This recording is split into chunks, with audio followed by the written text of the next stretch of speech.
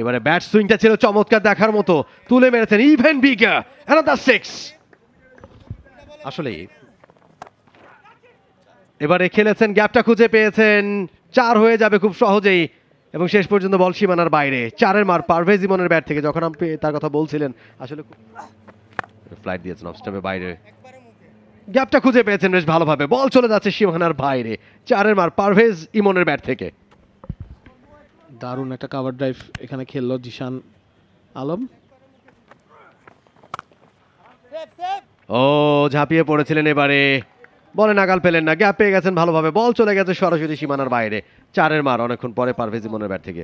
অনেকক্ষণ যাবত এই শটটা খেলার চেষ্টা করছিল মমিন রহমান। আপনি এইমাত্র বলছিলেন যে আবাহনীর তো 3 স্পিনার মিলে 9 উইকেট তুলে নিয়েছে, পার্টেক্সও শুধু স্পিন চালিয়ে রেখেছে 2 এন্ড থেকে, জাওয়াদ রোয়েন এবং তানভীর হোসেন।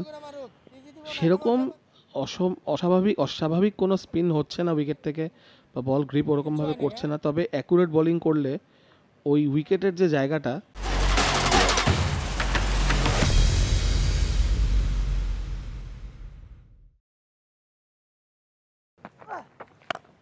এবারে ব্যাট সুইংটা ছিল চমৎকার দেখার মতো, তুলে মেরেছেন ইভেন বিগার, অ্যানাদার 6।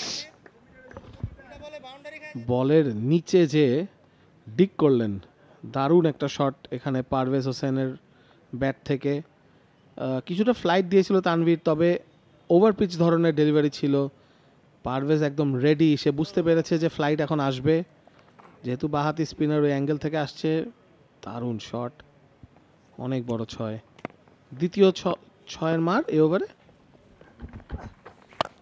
আবারও তুলে মেরেছেন, এবারে ফিল্ডার নাগাল পাবে না, আবারও একই জায়গা দিয়ে আরও একটা 6-এর মার, back to back 6 Parvez Hossain ইমনের ব্যাট থেকে। এবং এরই সাথে 8ম ওভারে খেলা শেষ, 45 2 উইকেটে আবাহনী লিমিটেড।